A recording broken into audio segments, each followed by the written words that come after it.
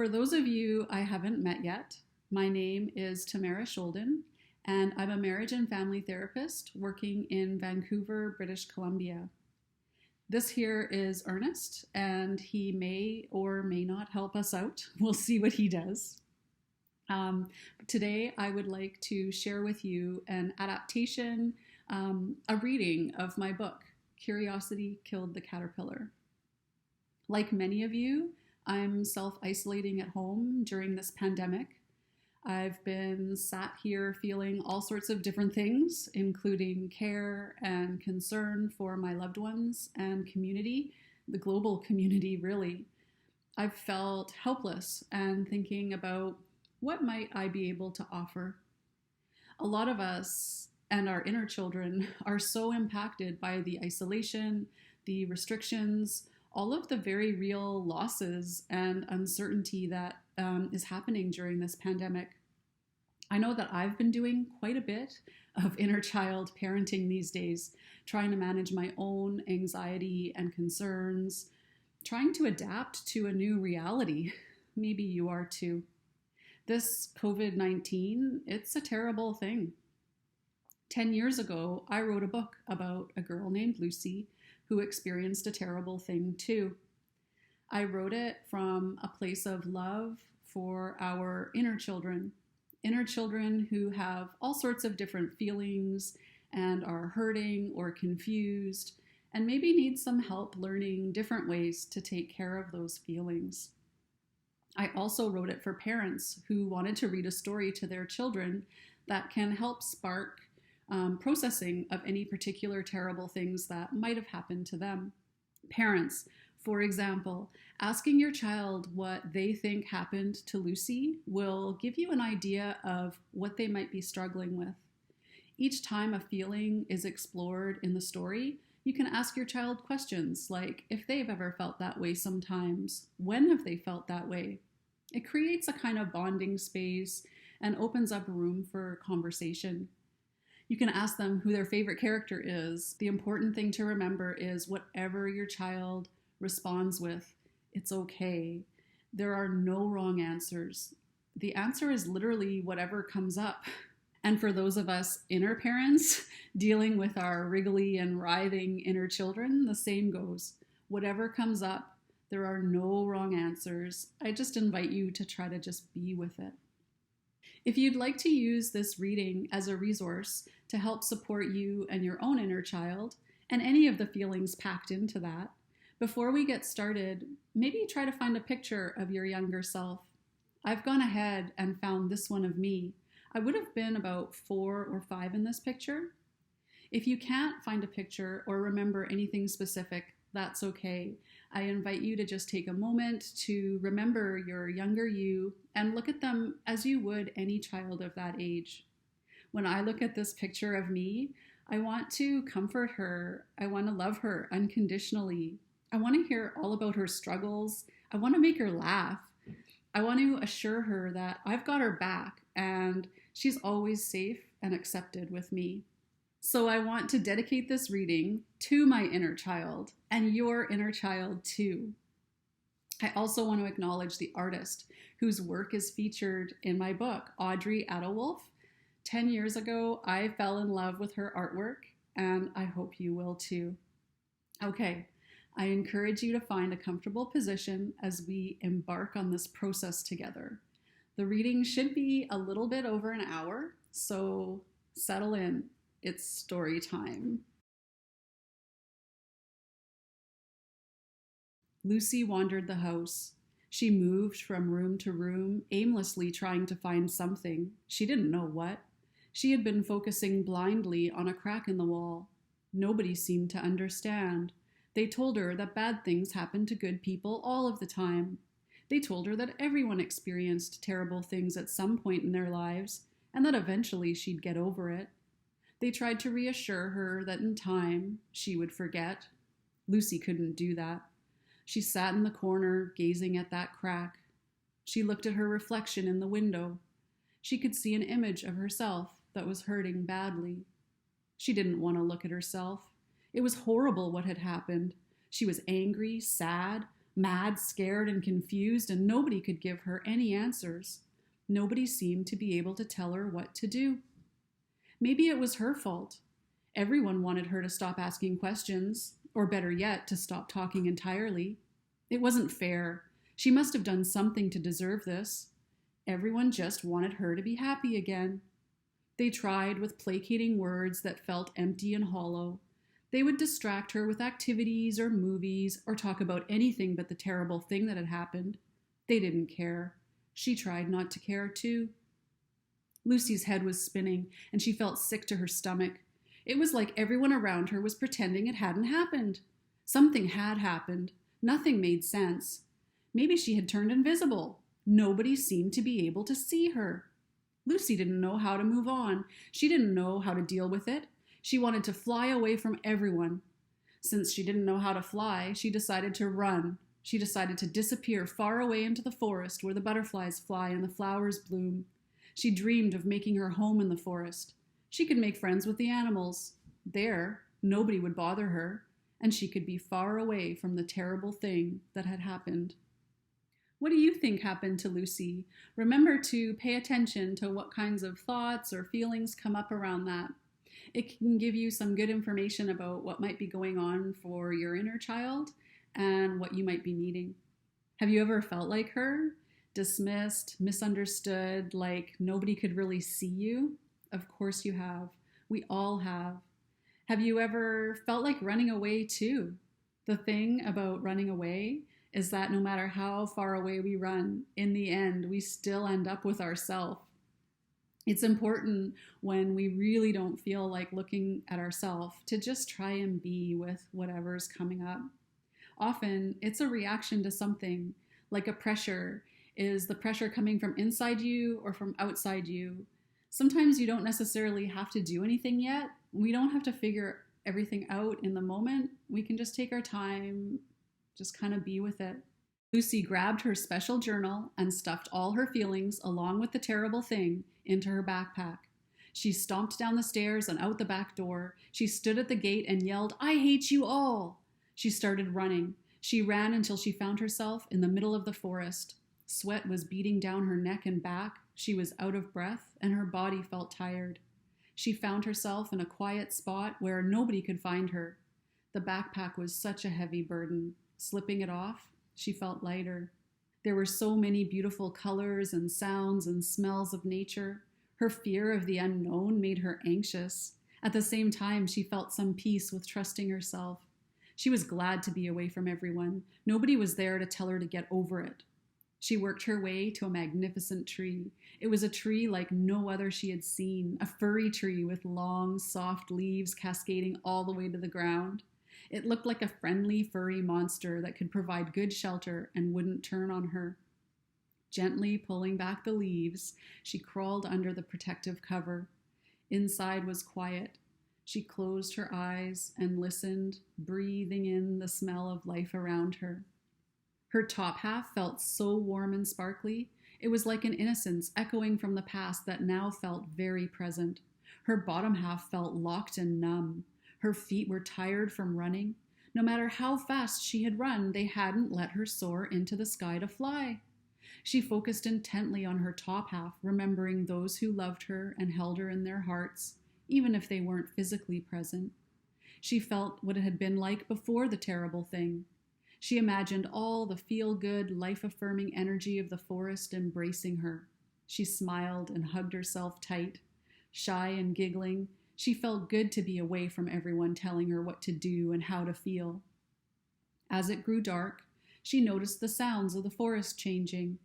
The birds began to settle, and their twittering was replaced by the chirping of crickets. Leaves gently rustled in the breeze. The grass felt cool underneath her fingers. Lucy needed to remember this feeling, so she pulled out her journal from her backpack and wrote it down. Find a private space to sit quietly. Feel the good life-affirming energy surrounding me. List out names of important people who love me. Remember happier times. Remind myself that I'm loved. Hug myself. Smell the fresh air. Be aware of different sounds around me. Listen carefully. Feel the grass with my hands. Feel the temperature and its softness. These are all examples of things that are self-caring and grounding, things you can do if you're feeling anxious or having some difficult feelings come up. Do you have a private space that you like to go to when you need some time alone? If you don't have access to a private space, maybe you could try putting on some headphones or work on an activity that's really focused, like reading or drawing or gaming. It's also grounding to connect to your senses. Lucy smelled the fresh air around her, listened to the different sounds she heard around her. She also used her sense of touch to feel the soft grass and its temperature. The thing about connecting to our senses is that they are with us wherever we are. So if you kind of look around and see, how can I use my senses using what's around me? I'm sure you'll find something. Her body became more relaxed and heavy with each breath, and she drifted into a deep sleep. Even though her body was sleeping, her mind was wide awake. She dreamed of images of the forest dancing around her, and she started running. Her feet moved so fast that she was able to take off into the sky. Jumping turned into flying in big leaps and bounds over trees and rivers. The feeling was exhilarating. Lucy felt free. When she finally landed, she was stopped in her tracks by a praying mantis. She froze and stared at this creature. She knew that praying mantis was believed to have mystical powers and can either grant or take away life. It turned its head around until it was looking at her from behind itself, as if to show it could watch her from any direction. It had rows of long, sharp spikes along its front legs, as if to say it could seriously take hold of anything or anyone it desired. A struggle would surely mean death. She remembered hearing that the great martial artists of the world had learned many of their moves from the praying mantis. Although she had taken some beginning karate classes, she knew she was no match for this creature. She couldn't take her eyes off of it. Lucy was totally mesmerized. She began to tremble and tried to run away, but her feet no longer moved. She struggled and pushed, but her legs wouldn't work. She felt betrayed by her feet and legs, which no longer let her jump and fly free. As she cursed her lower limbs, she swore she heard the praying mantis warn her not to cross its path again. She took the warning seriously. She awoke, trying to shake the feeling of fear that was vibrating inside her. She focused on her breathing and reached for her journal. Remind myself to breathe and that it's going to be okay. Beware of terrible things, like a praying mantis. Keep practicing karate.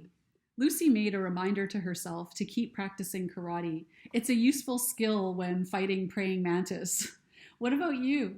Is there an old skill that you once did that you'd like to resurrect and try again?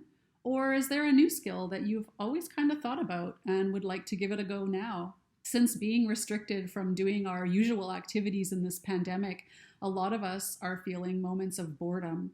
Part of self-care means challenging ourselves to do things that we might find interesting, stimulating, or fun. Lucy shook her head and wiped the sleep from her eyes. Regaining her focus, she realized she was face to face with a ladybug. "What are you writing?" he asked. "I'm writing down important things I need to remember." "What are you doing here?" She told him. "I came to get away from everyone and see where the butterflies fly and the flowers bloom. I would also like to learn how to fly high up in the sky."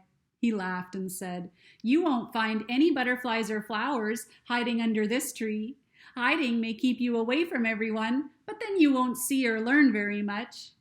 "I'm scared to go out into this forest alone, but I feel safe under the protective cover of this big tree." The ladybug said, "You are safe and perfectly welcome here. I can fly. Let me show you the way."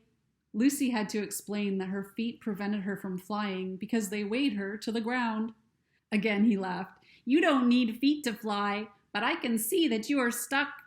They sat together for a while, trying to figure out how to work around this predicament.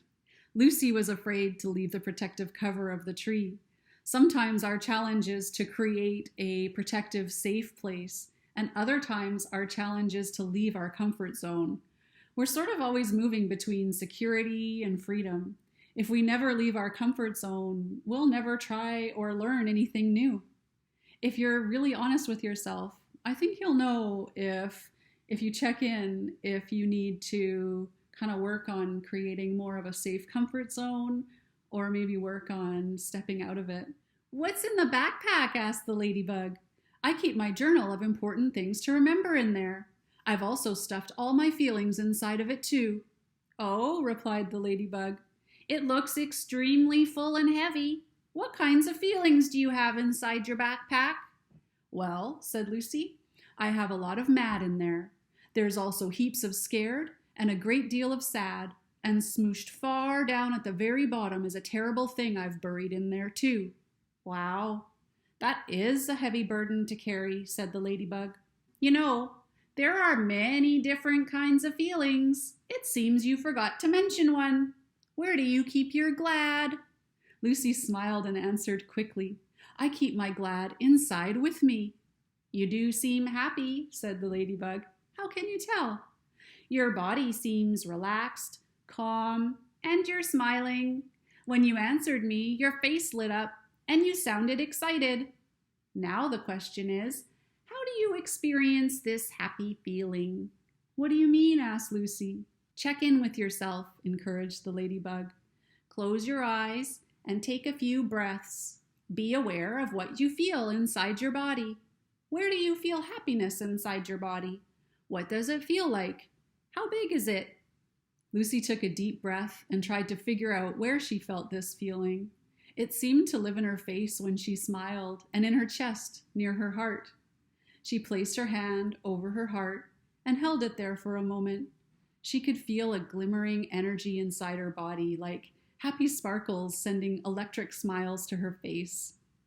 There are many different kinds of happy, and it's a pleasant feeling that can help guide your way. You could feel all kinds of happy. Think of it like a scale, from mildly amused, contented, pleased, or satisfied, all the way up to the biggest of happiness, which would be supreme joy and bliss. Lucy smiled as she remembered the feeling of exhilaration in her dream when she could let go of her feet to fly. The ladybug went on, It's important to know what makes ourselves happy. It's important to know what makes ourselves feel good. That will help us learn how to make important decisions and how to take good care of ourselves too. Lucy was glad to have met the ladybug. She shared with him that she would be super duper happy if she could just learn to fly. She told him about her dream and how if she could fly, all of her problems would be solved. She reasoned that anytime something bad happened, she could just stuff all the bad feelings in her backpack and fly away from whoever or whatever was bothering her. It doesn't quite work that way, said the ladybug. Why not? Asked Lucy. It's better to be happy, isn't it? Of course, but the thing about feelings is they're not good or bad or right or wrong. They're just helpful information. Feelings can be pleasant or unpleasant, or really pleasant or really unpleasant, or really, really pleasant, or really, really unpleasant. What kinds of important information are you missing out on because you have all those other feelings zipped up tightly in that backpack? If you hide them, you're hiding yourself away, just like you're hiding under this tree. What wonderful things are we missing out on knowing about you if you keep so much stuffed away? You will never be free to fly if you carry such heavy burdens on your back. I'm not ready to open up my backpack yet, said Lucy. That's okay, said the ladybug. You're not alone. You don't have to carry this burden all by yourself anymore. Lucy whipped out her journal again. Be aware of what I'm feeling in my body. It's important to notice what feels good. Do things that feel good to take gentle care of myself. Remind myself that I'm not alone. How often do you really check in with your body to see what you need? And if you know what you need, how often do you make true efforts to meet that need? Remember that you're exactly where you're supposed to be. Our bodies can't really lie.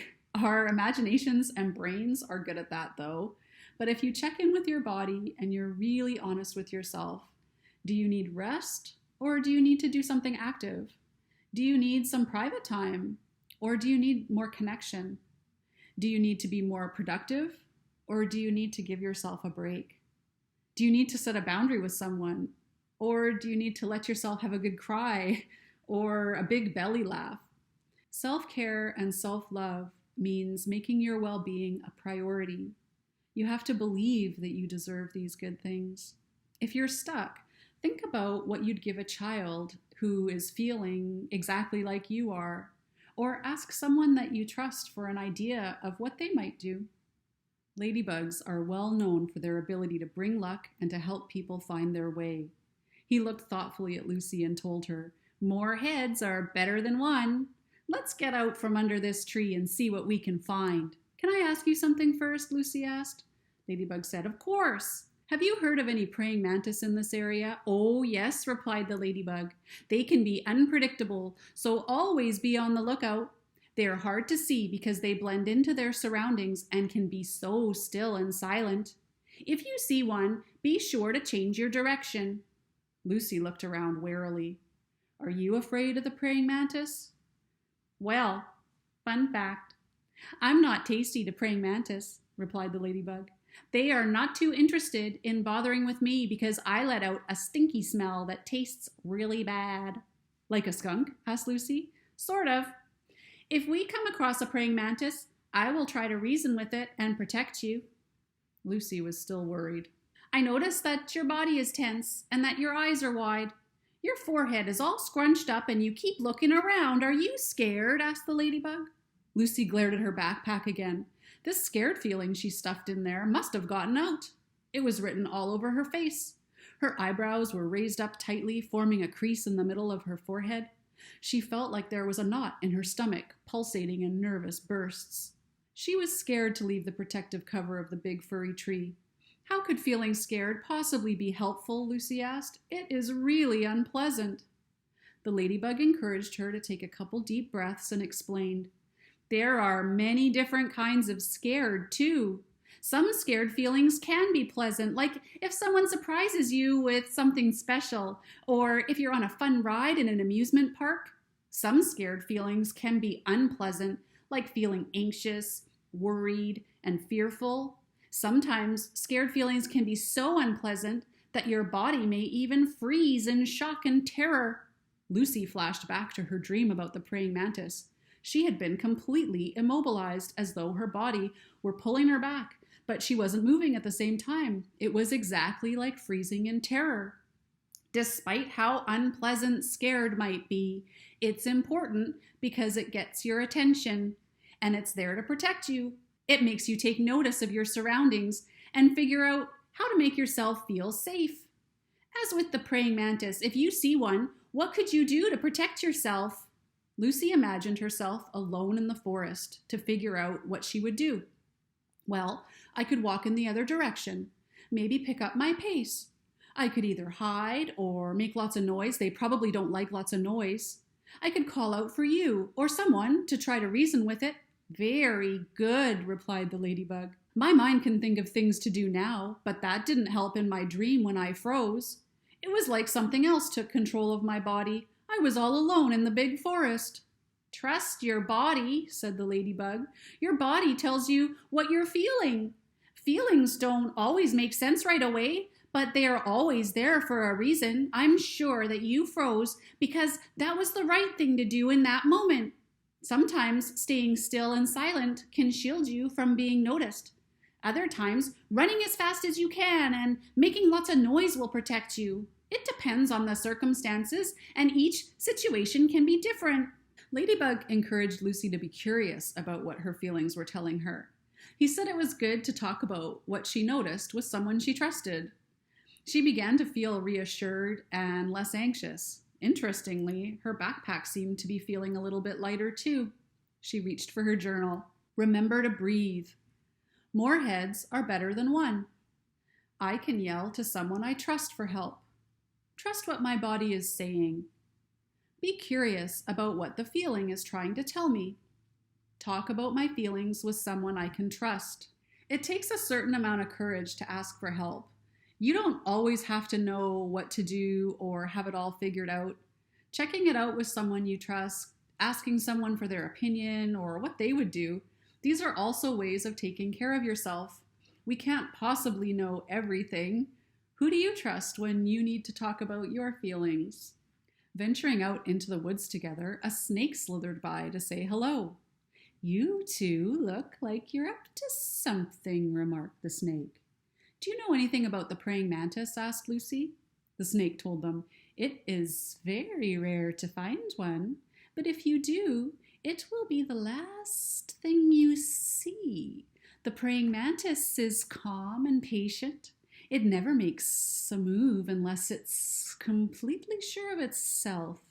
I'm not even sure if I believe they really exist.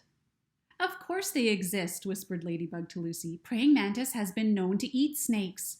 Sometimes snakes will pretend there's no danger to make themselves feel safe. This sounded like a strange way to make oneself feel protected. Surely it would be better to know where the danger lurked and to try to stay away from it. It reminded Lucy of everyone back home pretending that the terrible thing hadn't really happened. Maybe that was their way of protecting themselves too. Snakes are smart creatures, said the ladybug. If we were to worry about every possible thing that could hurt us out there, we would be too afraid to go out at all. It's true, isn't it? Our anxiety is often fueled by worries about what we think might happen. If we use our imagination to think of every possible thing that could go wrong, we'd never go anywhere. We'd never take any risks. Remember that there's a difference between anxiety and fear. Fear is a response to an actual, real, objective, present danger. Anxiety is a physiological response to tell you that there's some feelings coming up in response to some sort of emotional or relationship threat, a feeling or an impulse we believe could happen. It's more subjective. Whenever I catch my imagination thinking of all sorts of scenarios of why I shouldn't do this or that, and it's feeding my anxiety, I try to remind myself that maybe there's a better purpose I can use my imagination for. We might not be able to control what kinds of thoughts pop into our head, but we don't necessarily need to believe or act on those thoughts. Lucy was realizing that even though she was far away from the terrible thing that had happened, danger could be found anywhere. She clutched her backpack and wrote in her journal, Try not to worry too much. There are different ways to cope with terrible things. Listen to what my body signals are saying, and trust I'll know what I need. The snake asked what they were doing there and why they were so curious about the praying mantis. Lucy told him about her dream and her backpack. She told him she had to learn how to move on from terrible things that happened, and that she was certain that being able to fly would help her do this. Ah, said the snake, a terrible thing happens to me every few months. You see, I spend my days finding imbalance in the ecosystem, and I work towards restoring that balance. This is difficult work that requires a lot of concentration and attention to what's going on around me. I have to think and focus until there's so much information inside my mind that my body starts to feel heavy and burdened. I feel a bubbling swell within me, and I become itchy and restless. It becomes too difficult to concentrate on anything else. My skin buzzes and starts to feel uncomfortable. It aches and pulls at me. The first time it happened, I was so scared because I thought my body was being tied in knots and that I might literally explode. Tension grows along my body and I just want to get it off of me. It feels disgusting. The only thought left in my head is, get it off. Ew, yucky, blech. That sounds terrible, said Lucy. How do you deal with such an unpleasant feeling? Sometimes I can find an aloe plant and wrap myself around it, letting its natural oils lessen the itchiness. Sometimes I go for a dip in the river and let the cool waters soothe me. Other times I grit my teeth and hiss loudly to give sound to the discomfort. That can ease the irritation sometimes, but eventually I keep growing and start to swell out of my skin, and there's no stopping it. So there comes a time when it gets too painful, itchy, and heavy, and I have to accept that change is coming. I need to slither around, stretch, and shuffle until I'm right out of that skin. Lucy could relate to that horrible feeling. Since the terrible thing had happened to her, she was having trouble concentrating as well. Sometimes she'd feel so full of confusion and hurt that her skin literally began to ache too. The snake was good at noticing what happened in his body. Now, each time it happens, I can trust that there's a new skin waiting for me when I get out. It feels so fresh and renewed, and I breathe in the feeling of this new, comforting skin embracing me. Lucy reached for her journal again. When I feel uncomfortable in my skin, I can moisturize with aloe. Have a nice bath in cool water. Move my body. Make a sound out loud like hissing or saying ew or yucky or blech. Lucy thought maybe a way for her to move on could be to get a new skin. Maybe then her feet would learn to propel herself to fly. Maybe she could hiss the feeling out of her. So she lay on the ground and concentrated on her shuffling and hissing and blickety-black blarking, wiggling every which way. She tried to will herself out of her unpleasant feeling and her heavy feet. Just then, a bird flew by squawking, "You're doing it all wrong! If you want to fly, you need to look where you want to go. Concentrate and flap your upper limbs." It seemed rude to Lucy that this bird just swooped in and started screeching orders, interrupting her concentration. She flashed it an angry look, but the ladybug and the snake told Lucy that if she wanted to learn how to fly, then it might be helpful to listen to a bird's advice. After all, birds are experts in flying. Reluctantly, Lucy said, "I need you to answer a question for me first." "Fine," snapped the bird. "What's your question?" "What do you know about the praying mantis?" The bird warned, "You stay away from those things. If you see one, fly away as fast as you can. The praying mantis ate my cousin, the hummingbird. It was a terrible thing that happened. Fortunately, I am much bigger than my cousin, so I don't have such problems. I also have better eyesight with which to see praying mantis. Despite how good they are at camouflage, I can see one right over there, but you have no need to worry. It is far away." Lucy felt intimidated. The bird seemed to know everything, or at least think she did. She felt even more pressure to learn how to fly now. She thanked the snake for taking the time to tell his experience about the terrible thing that happens to him. "Sure, no problemo," said the snake as he slithered away. "It feels good to help others. It's part of restoring balance." He had to get back to work stabilizing the ecosystem anyway. Lucy quickly noted in her journal, before she could forget, "It's okay to ask for help from an expert. Be strong and ask questions, even if you're feeling intimidated. It's good to help others. Share what you know.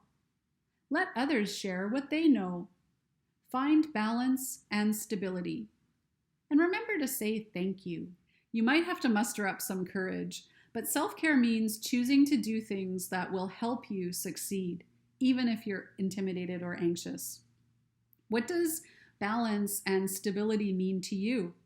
To me, it means looking at different areas: social, physical, spiritual, economic, mental, emotional, and examining if I'm focusing too much in one area or not enough on another, and making the necessary adjustments. Checking in with your body should help you connect with your feelings, which will help guide you to know what you need to do next. The challenge is to try to figure out how come the feeling is there. No matter what it is, it's there for a reason. "Well," cheeped the bird sarcastically, "are you going to sit and write all day, or do you want to learn how to fly?" Bird launched into a big explanation involving flapping and singing, concentrating, and elaborate swooshing. Lucy decided to take her advice and try. She stood up and began flapping her arms, faster and faster, harder and harder. In the strongest voice she could muster, she sang loudly, "Give me the strength to fly high up in the sky." She was doing everything Bird told her to do. If she concentrated any harder, she thought her mind might explode. Other than starting to sweat and feeling silly, her feet still weighed her to the ground and refused to soar upward. Bird was zooming and swooping, soaring high circles above their heads, singing, "You're thinking too much, sing and be free like me." Lucy felt discouraged, flopped back on the ground, and grabbed her journal. She wrote, "Don't give up. Concentrate and focus on what I want to happen. Show off a little, or try. Sing loudly." "What are you writing now?" chirped the bird. Lucy shoved her journal into her backpack and said, "Even though it didn't work, it might be valuable to remember." She didn't tell the bird that she enjoyed listening to her singing and watching her fly. She wasn't feeling very friendly towards this bird who was showing off and tweeting orders. Lucy had mixed feelings towards Bird. She liked some things, but others not so much. "Writing things down helps me remember important stuff, especially when I'm having trouble concentrating," replied Lucy defensively. Bird continued swooping and swishing in the sky and sang out, "Don't bother with concentration. Look at me. Tweet and flap your upper limbs. Have fun and just fly. Do it like this. Fly." Bird was making Lucy feel mad and incompetent. Notice how Lucy is comparing herself to Bird and getting mad at herself for not having the same skill level. Have you ever compared yourself to others? I sure have, especially when I'm looking to others who can do something that I want to learn how to do. And if I'm trying really hard to learn it or practice this new skill, it's hard not to compare. But we have to be gentle and give ourselves the space to practice so that we can build our capacity.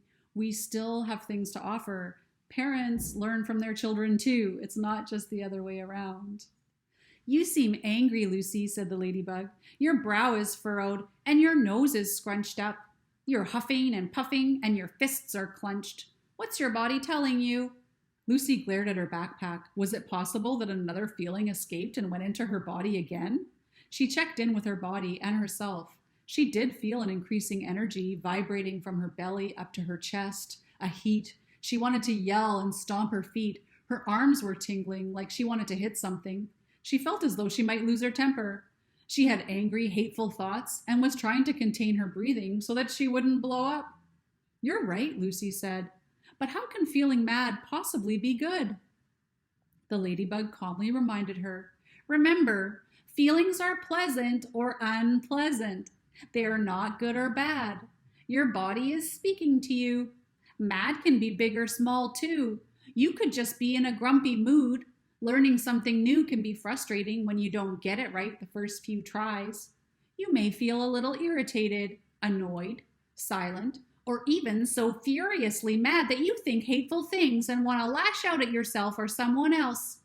It's okay to feel these things, but you are responsible for what you do with these feelings. For example, you can be really angry, but it's not okay to hurt yourself or someone else." "How can anger possibly be helpful?" asked Lucy. "Well, anger makes you feel stronger and more powerful. It can give you energy to motivate you to change something that doesn't feel right. It can also tell you that something unfair has happened, or let you know that someone's come too close or crossed a boundary, and you want them to back off." She threw her backpack on the ground and fumed. There was nothing breakable inside, so she figured it was okay. Surely the zipper was broken for all these feelings to be slipping back into her stupid backpack. Stupid feelings! She gave it an extra hard squish, squash, and mash with her hands. Lucy could feel her voice shaking and getting louder as she vented that she didn't like the bird being rude and ordering her around like she knew everything. She felt like the bird was mocking her and telling her that she wasn't trying hard enough. She got up and started pacing and stomping her feet. It reminded her of the terrible thing that had happened and how everyone back home was pretending everything was fine when it wasn't, because she had been trying hard. She felt like the bird was showing off and rubbing it in her face that she couldn't fly. She so desperately wanted to learn how to fly. She felt so useless. She wanted to throw her backpack at the stupid bird, but she didn't, because it's not okay to hurt someone else. She started making angry sounds instead. "Grr! Ah! Brr! Ah! Grr!" "You see," said the ladybug, This is important information. This is getting you closer to how you truly feel. Look at your backpack. It's getting a little smaller, and I bet it's also lighter. Lucy admitted that she felt some relief after letting herself vent. She wrote in her journal, "If I am angry, I can stomp my feet and yell. I can ask the one I'm angry with to back off. Vent to somebody about why I'm angry, like I did with Ladybug. I cannot hurt myself or someone else. I can hit, kick, or throw my backpack, as long as there's nothing breakable inside." Trying to figure out what our anger is trying to tell us requires us to feel it. Is it telling you that you've been wronged somehow? That something isn't fair or right? There's been an injustice, or that your boundaries have been crossed in some way? Having this information can help you choose how you'd like to advocate for yourself, if you'd like to advocate for yourself, and what you might need. Unbeknownst to Lucy, Bird was watching all of this from a tree branch above. Bird was just being a bird and hadn't intended to upset Lucy. "Tweeter, tweeter, tweet," said Bird sweetly, trying to get Lucy's attention. Lucy glared up. "Can you please forgive me?" asked Bird. "I was honestly trying to help. I wish you would have told me directly how I made you feel. I don't realize how easy it is for me to fly, and sometimes I get carried away by how much fun it can be. I get lost in the moment. I forget that it's different for humans." Lucy believed the bird was being sincere. She felt compassion expanding within her arms and chest. It was a warm feeling of calm and relief that felt as though it were pulling her to feel Bird's point of view. Lucy realized that she was learning how to trust her instincts and what her body was telling her. She told Bird, "Yes, of course I forgive you." She also apologized for talking behind her back and not telling her more openly. She promised that in the future she would try to do so. What does Lucy learn about resolving conflict? Find compassion for others, and with yourself too. Be willing to consider forgiveness if you believe the other person is being sincere. If I have a problem with someone, I should try to work it out with them directly. When Lucy looked back up at the bird to share what she learned, she saw a cocoon secured tightly on a tree branch. "Look beside you," she yelled excitedly. She had never seen a cocoon in real life. As she peered up at it, it began to vibrate. "Hello in there, what's going on?" she called out. A muffled voice explained, I was a beautiful striped caterpillar. Oof, oof. My job was to just eat and eat to my heart's content. I picked the healthiest and most tasty leaves and ate them up. Oof, oof. I would meander around, finding good things to take in and eat. My body just grew, and it was delightful because it showed I was absorbing healthy things around me, and I was so happy. The more I ate, the more I grew. Oof, oof. Then one day, I became tired, and I needed to digest in peace. I heard rumblings in the forest about a praying mantis being near, and I didn't want it to find me, so I spun this cocoon around my body to keep me safe and allow me to rest. Oof, oof." Lucy could relate to the voice in the cocoon needing to hide to feel safe from unpleasant things. "You know about praying mantis?" Lucy asked. "Oh, yes," replied the voice. "I think that this is how I got into this mess, trying to protect myself from it." "Then what happened?" Lucy asked. "I slept for a long time. When I awoke, I didn't know what happened to me. I didn't know, and I don't know what I am anymore. This is so frightening. Maybe if I didn't eat so much, maybe if I didn't take so much in, maybe if I didn't spin this cocoon." Lucy realized that what used to be a caterpillar in this cocoon was troubled. She grabbed her journal and frantically reviewed her list of things to try and help. She read aloud, "Maybe you could try to breathe. Trust what your body is doing. Be curious about what might be happening. Try to make a noise that sounds like the feeling." The voice inside let out stifled yips and agonizing bellows. It was hard for them to hear this poor creature in so much pain. Bird explained that this is all part of nature's plan for the caterpillar. Lucy asked, "What's happening to the caterpillar right now, in this moment?" The caterpillar cried, Yes, that's what I want to know. What's happening to me in here? What do I do?" The bird told them that she wasn't really a caterpillar anymore, more like a caterfly or a butterpillar. The cocoon is the protective shell that allows for this transformation to occur. It is important to remain curious to this magical event. What colors might you turn out to be? How high will you be able to fly? Will you recognize your other caterpillar friends when they join you as butterflies? Be curious. These were good questions that made everyone curious. The ladybug suddenly got an idea. He flew up to the caterfly or butterpillar and said, "We know you're going through something very difficult and unpleasant, but you may be able to help our friend Lucy. She's carrying such a heavy backpack and needs to know how to let go of her feet in order to fly." Muffled sounds and shifts rippled from the cocoon, and two angry eyes poked out.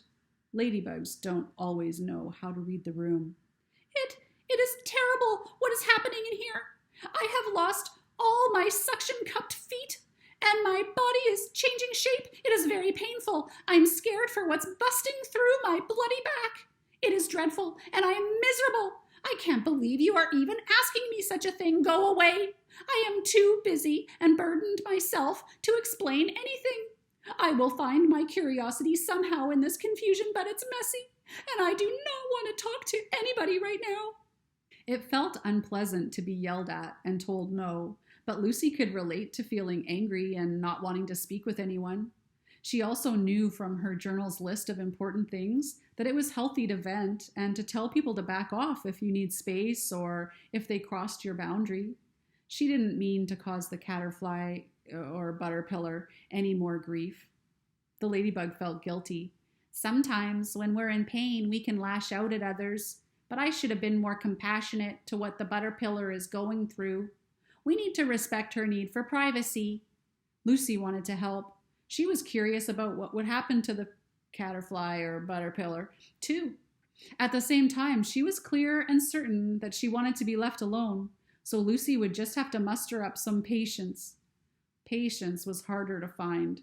Connecting to her patience meant focusing on her breathing and redirecting her energy towards her own struggle. Patience. Have you ever wanted to be at a certain place in your own struggle, but just not been there? Or maybe you wanted somebody else to be somewhere where they weren't. Of course, we all have, but patience is an act of self-care too, and it takes practice. Trying to have patience for yourself and what you and others are still learning. Having patience with yourself when difficult feelings come up. When we're patient, we give ourselves and others time to choose how we'd like to respond to whatever's happening in the situation. Lucy looked at her journal and decided to add, "Remember to eat healthy and tasty things. Recognize my beauty. Try to stay curious about what's happening. Be compassionate and kind. It's okay to tell others, I can't talk right now. Respect the need for privacy for both yourself and others. Be patient." So Lucy, the ladybug, and the bird decided to give the caterfly, or butterpillar, some privacy and continue on their way. The tall trees began to part, and there was a big clearing full of different kinds of beautiful flowers to smell and admire. The ground was smattered with glorious colors. They seemed to cry out in their own unique fragrance in silent roars. Some were spicy and others blunt. Some were harsh and others gentle. Lucy wanted to sniff them all. Nature is very creative, she thought. I would like to be more creative too. They started to play an exciting game of I Spy with My Little Eye. They were naming all sorts of colors, different kinds of flowers, and laughing loudly. Thoughts about the praying mantis seemed far away from everyone's mind. If Lucy found herself thinking about the terrible thing that happened, she would take a deep, inhaling sniff of one of those flowers, and the scent would bring her back to the present. When she started thinking bad thoughts, she could name each color, each flower, try to spell it, try to remember its scent. They stopped to rest for a moment, and Lucy pulled out her journal. Remember to laugh loud and play. Try to be spontaneous. Learn new words. Be creative like nature. Stop to smell the flowers and other things around me. Name all the different things I notice and see. How do you play? How do you use your imagination or creativity to goof off? What games do you like?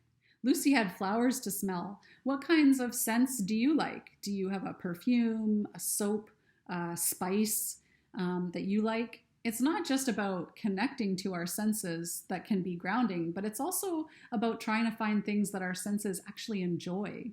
Remember the difference between anxiety and fear. Fear requires us to take action to make ourselves safe somehow. Anxiety requires us to regulate our system so that we can kind of try to figure out what to do with the feeling or the impulse that we're feeling in relationship. So if your anxiety is really high, another grounding technique is to name different things around you. For example, what are 5 things that are blue you can see around you? How are they spelled? This will help engage different parts of your brain to help bring your anxiety down. As they sniffed and giggled, a snapdragon piped up. "It's so nice to hear sounds of playing and laughter in this clearing. What are you writing about?" Lucy explained that she was learning important things from all her friends in the forest, and she wanted to write them down so that she wouldn't forget. "I can see how much you appreciate all the different fragrances of flowers in this clearing. I have a story you might like," said the snapdragon. They all gathered around and listened intently. Snapdragon eagerly began sharing with them. "This clearing had once been only grasses. Great winds came and brought all sorts of seeds to this clearing. Over the seasons, those seeds worked their way deep down into the soil. I recall myself as a seed, having to let go into the unknown to risk blooming. It was very lonely as a seed, surrounded by thick soil. It was so dark, and I could not see anything. It was silent and suffocating, and I felt trapped and panicky. The fear turned into a deep stirring inside, an energy that forced me to push through and up and out. Despite the weight on top of me, I was pushing and pulling, banging and knocking. I felt like I was beating myself up against the hard walls of the seed shell. I was just about to give up when something told me that all I had to do was follow the warmth and affection of the sun. I felt around and found a spot that was warmer than the rest. That's where I decided to push. I had found a weakness in the wall. It was very brave of you to push through the soil when you couldn't even see what was ahead, said Lucy. Yes, agreed the snapdragon. It is no different from all these other flowers you see around us. We all had to take the risk to venture out into the unknown. Some of us didn't make it. Some were too frightened to poke their heads out, so they withered and died. Some gave up before even finding the soft spot. Some poked through but didn't fully bloom. We all smell different. Some people like our smells, and others make them sneeze and wheeze. Lucy could relate to this idea. She had felt scared to leave the protective cover of the tree when she had first entered the forest. As she met new friends along the way, a part of her worried if they would accept her as she was. She wrote in her journal, "Use my energy to keep pushing forward even when it's dark, like the seed. Feel the warmth of the sun on my face. Be brave and courageous. Risk showing my true self, even if it's different from others. Trust that I'm important in my own special ways. You don't have to try to be different. Just focus on being who you really are. What makes you uniquely you? What sorts of things make you special? If you get stuck, maybe try asking someone that you trust." Bird started getting hungry and began to sniff for worms. She found a tasty one burrowing into the soil. She wasn't fast enough, though, and just snipped off his bottom half. "Delicious!" She smacked her beak. "Ouch!" the worm yelled. Lucy looked confused and did a double take. "Wait, how come you're not dead? Bird just ate half of you," Bird burped. The worm laughed and said, "It was a terrible thing that happened, but then I learned how important I am to making nutrients in the soil. My body is designed in segments to regenerate." He explained, "It was extremely painful at first, hence the need to yell, 'Ouch!' But then I would concentrate hard on the part that hurt and concentrate breathing all of that negative energy out. In my case, kinda like breathing out my butt. Eventually, I trust it will heal. I always grow a new bottom, so there's no need to worry." Well, Lucy certainly felt segmented, and she still didn't know how to let go of her feet to fly. Everything she'd tried so far hadn't worked. She thought maybe this worm had the answer. Maybe you could cut me in half so I could regenerate. All the animals started to roll on the ground laughing. It was such a far-fetched idea. She even started laughing at herself. When she finally stopped giggling, she jotted in her journal, "Imagine breathing all of the negative energy out of the part of my body that hurts. It's important to be able to laugh at myself." Have you ever had an idea that seemed good in theory, but ended up being out of your depth? And when you tried to put it into action, you realized that it just wasn't going to happen. You're allowed to think of ideas and try them, and then realize that if they don't work or that you don't like it, you can say no after saying yes. If you need time to see how an idea fits, take your time, think about it, see how it feels before making a decision. Lucy asked the worm, "How do you find your way around in the soil? A snapdragon told us that it's terribly dark and heavy, and you can't see anything under there." She said that it was frightening to risk bursting from a seed through the soil to the sun. "Ah," replied the worm, "that's another part of my job. It doesn't matter much that I can't see. I sense things by just feeling my way through the earth. I don't feel any weight on top of me, and I just focus on digging deep enough so I can softly encourage the seeds to follow the warmth and affection of the sun." "Just like Snapdragon said," they all gasped. "Yes, all who inhabit Mother Earth are connected in important ways," replied the worm. "Big or small, we are all interconnected. We just have to focus on being true to ourselves and remember to follow our senses: seeing, hearing, feeling, touching, taste, and smell. Our purpose will become clear, even if others don't recognize it." Lucy began to feel a yearning for home. Despite the terrible thing that had happened, she missed her connections to her family and friends and home. Her eyes started to well up and her body slumped. "What's happening?" Lucy said. "A moment ago I was feeling stronger, and now I'm feeling fragile and weak." "It's okay to be vulnerable. You seem really sad all of a sudden," said the ladybug. She checked in with herself. This time, sadness must have leaked out of her backpack and into her body. She felt her bottom lip beginning to quiver, and her heart ached in her chest. Her body felt heavy, and her breaths were more like sighs. A lump formed in her throat, and she couldn't swallow it. Her sinuses felt stuffed up and tingly. Memories of the terrible thing came flooding back. Lucy began to cry. "This feeling is so unpleasant," she whimpered. "How could sadness possibly be helpful?" "Well," Ladybug explained, "sadness can be big or small too, depending on the situation. There might be something that touches your heart and makes you feel compassion or empathy, or maybe the sadness is bigger and feels lonely or depressing, all the way to the biggest sad of all, the ache and sting of gut-wrenching grief.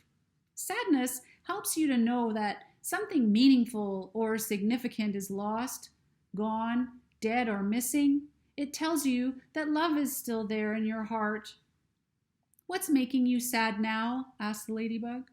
Between sobs, Lucy managed to say, "My backpack is all opened up, and all the feelings stored in there must have been spilling into me. I hadn't meant to open the backpack, but all I can think of is the terrible thing." Big round tears started spilling out her eyes, and she wailed as her body shook. Birds swooped down and landed on Lucy's shoulder. She gently wrapped one wing around Lucy's cheek and wiped away her tears. Lucy snuggled in. Her feathers were so soft and comforting. "It's going to be okay," said the ladybug in a soothing voice. "Your needs are okay. What can we do to help?" Lucy took a deep breath and thought hard. She finally managed to say, "I might be ready to start finding my way back home." So off they went to retrace their steps through the forest. They found themselves back at the spot where the cocoon had been.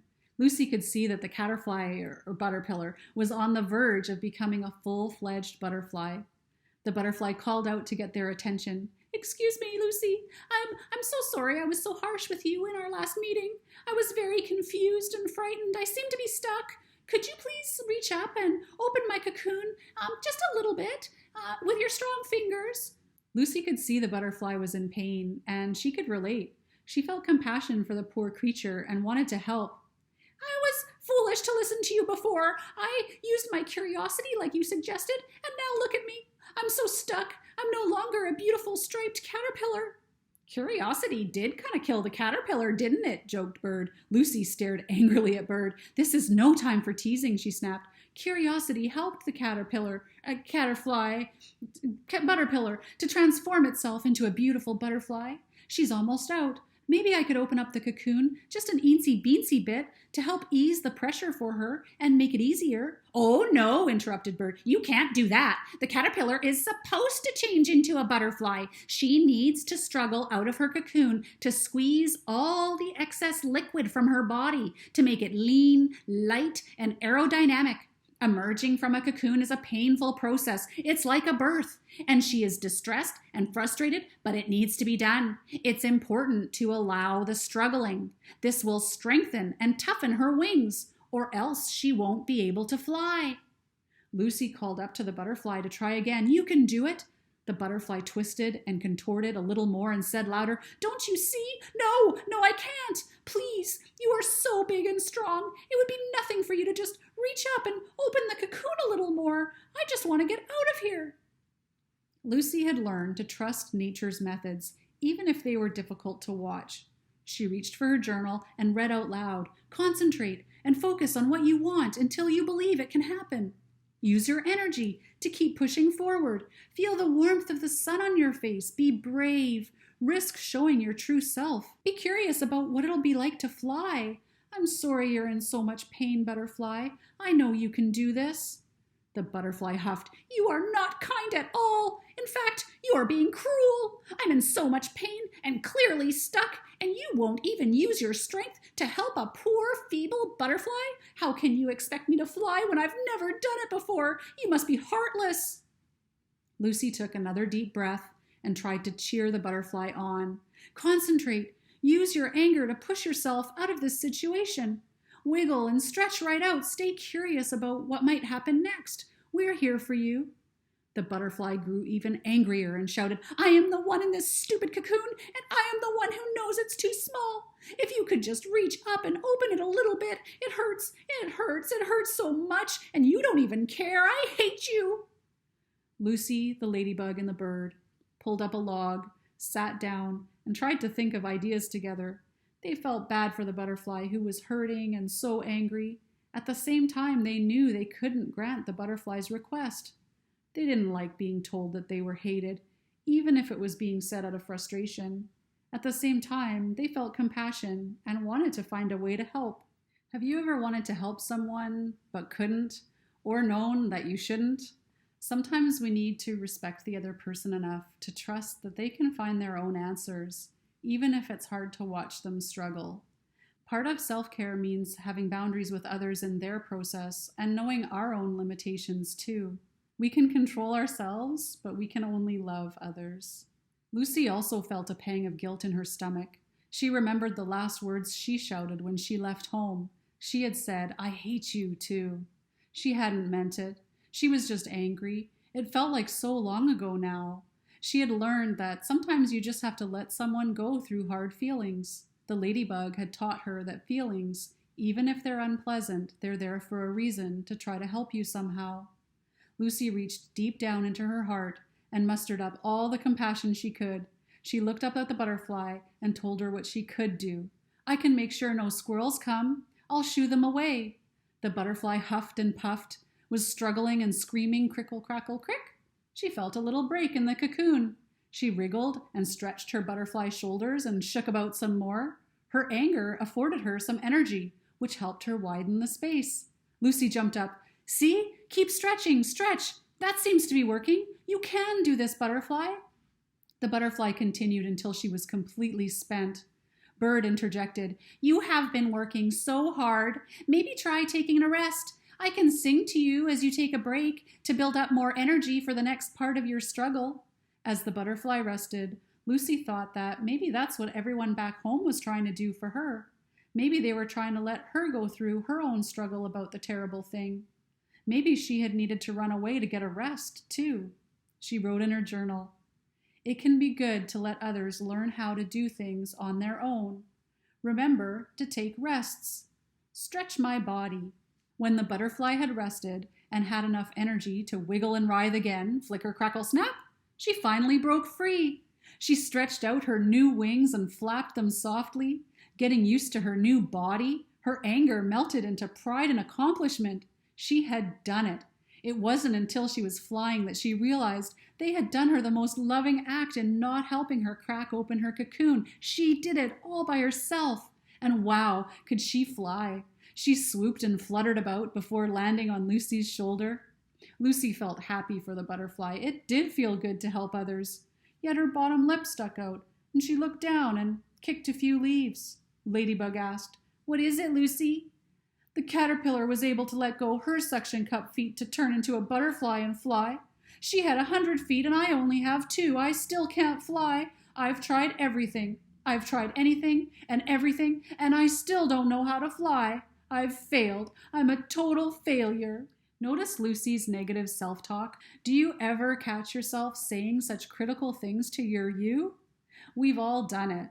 The challenge is, how can we interrupt it when that happens, when we catch ourselves interrupted, and try to put something a little bit more caring, more compassionate in there instead?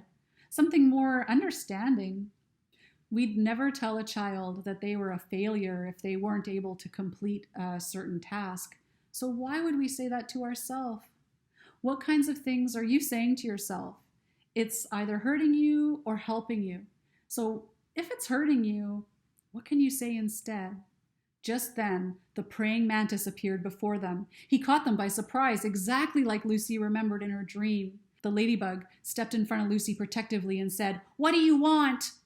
Birds started squawking warning signals. "Squawk! Squawk! Attention, all animals in the forest! Attention! Squawk! Squawk! Praying mantis is near! I said praying mantis is here!" Praying mantis began to speak. "I mean none of you any harm, except maybe those aphids over there. I am very misunderstood. I have been watching you, Lucy, and I needed to let you have your struggle, just like you let the butterfly. Have you not learned anything in your time in the forest?" Lucy became defensive. "Of course I've learned." She grabbed her journal and shook it in the direction of the praying mantis. "I've learned lots." "What did you come here for?" Praying mantis asked. "I came to get away from a terrible thing, and everyone telling me to get over it. I came to see where the butterflies fly and the flowers bloom. I came to make new friends in the forest. I came to learn how to fly. I've accomplished everything except my feet still weigh me to the ground. I cannot fly." Praying mantis said, "I am much feared in this forest, but I have an important job too. My purpose is to grant or take away life." Are you going to kill us?" asked Lucy in a shaky voice. "Not in the way you are thinking," said Praying Mantis. "I help to embrace endings. An ending can be a kind of death. Sometimes it's messy. You can choose to risk coming out and living your life, or you can choose to run away and hide. It's up to you to decide. If you are willing to end an old way of being, it makes way for healing and the miracles of growth. It takes more courage to face your feelings than it does to stuff them away. It takes more strength to deal with terrible things that happen than it does to shove them deep down in your backpack. You cannot be empowered without taking responsibility for what you need and how you feel. Empower yourself, Lucy. You have accomplished much of what you set out to do, but you haven't learned the most important lesson. You are fine just the way you are. Humans aren't meant to fly. Just be your precious you." "I didn't know," said Lucy, blushing. "I guess it was kind of stupid to think I could let go of my feet to fly." Praying Mantis continued, "It's okay to make mistakes or not know things. You are not stupid. You are still learning. I know you did your best. It was resourceful and creative of you to stuff all your feelings into your backpack until you were ready to deal with them. It was clever to write out things in your journal that you discovered so that you don't forget. You have been working hard to practice these things. It's the only way to grow and learn. All of these gifts have been inside you the whole time, Lucy. Your friends in the forest have shared how they use these skills, but you have to figure out how you will use them. Lucy thought about all the gifts she had inside her and smiled. She remembered the snake and how he always trusted that there'd be a new skin. I can trust no matter what I'm feeling, it will help guide my way. She looked at Bird, who was more of a doer than a thinker. I can use what I've learned and experienced to take risks to try. Lucy admired the butterfly. She once was a beautiful striped caterpillar and hid away to keep herself safe. Even though she was scared of what was happening and in terrible pain, she stayed curious about what changes were taking place. She didn't give up, and she wasn't afraid to tell others what she needed. I can do those things too. She remembered her friend the worm. He was so sure of his worth and gave what he could to the soil. I can encourage others to learn from terrible things and share what I know too. The snapdragon took a great risk to bloom. I'll risk sharing myself with others, even if I make them sneeze and wheeze. She looked most thankfully at Ladybug. He had been so patient and taught her to listen to her feelings with no judgment. Lucy promised, I will be loyal to myself and listen to the wisdom of what my body and feelings are telling me. I will also be compassionate and patient with myself when venturing out into the unknown. Just then, a flittering sound arose in the distance. It grew louder and louder, humming and flittering. What is it? Lucy asked. Shh, hushed Praying Mantis. The butterflies are coming. They all watched in amazement as the sky was suddenly filled with moving colors fluttering about. Fantastic, radiant blacks and orange and whites and wines, reds and yellow and indigo. It was exhilarating watching thousands of butterflies dancing in the sky. Lucy fell into an amazing spell, gently swaying back and forth. Although her feet were firmly weighted to the ground, she too was dancing with the butterflies. She was not connecting the dance with the terrible thing that had happened. Her mind was filled with thousands of butterflies. Her backpack flew open and released all the contents into the sky. Tears of liberation streamed down her face. She looked at herself in the reflection of her tears and saw that she had changed too. She liked what she saw in her reflection. Even though the terrible thing would always be a part of her, she no longer felt so weighed down by it. She no longer had to carry the heavy burden. You forgot something important about ladybugs, Lucy, said Praying Mantis. What's that? Asked Lucy. Well, ladybugs taste awful, but they are also very lucky to have around. They love unconditionally. When you see one, it means someone who loves you is thinking of you. Lucy began to remember all the important people who might be thinking about her back home, and she understood what she needed to do. I will remember all of you, said Lucy. Thank you for teaching me what was in my heart from the very beginning. I'll miss you all. They assured her that any time she wanted to visit, they could be found anywhere that nature lives. Lucy paused for a second and looked at her journal. Caressing its worn edges, she felt more free and lighter than she ever had before. Yes, she could fly, but not like a bird, butterfly, or ladybug. She could fly like no other creature could. She could fly freely into her experiences. She took her journal back to the safe, protective cover of the furry tree. Now it was time to bury it. The tree could protect and guard it for her. She knew that when the spring would come, many sprouts would grow and show off their beautiful colors and wisdom from her journal. She ran down the hill. I'm free, I'm free. Now I trust myself. I trust my existence. I trust my wisdom. I trust my being. I trust my body. Now I do not need my journal to remind me anymore. My feet are not stuck anymore. I feel light. I let go. I let go of my cocoon. Lucy realized that the crack was not in the wall. The crack was in her shell, and she was curious to pass through it. In the end, curiosity killed the caterpillar. However, a beautiful and colorful butterfly was born. Lucy's story was paradoxical. She had to lose herself in order to find herself. The end, and a new beginning. If you have made it this far, thank you. It feels good to share what I have to offer. And I hope that you could find something valuable in this experience that we just had together. I would love to hear your comments and experience during this reading. I'd love to hear any self-caring things that you have to add to Lucy's journal. And if you're interested in purchasing a copy of Curiosity Killed the Caterpillar, The information on how to do so is in the description box below.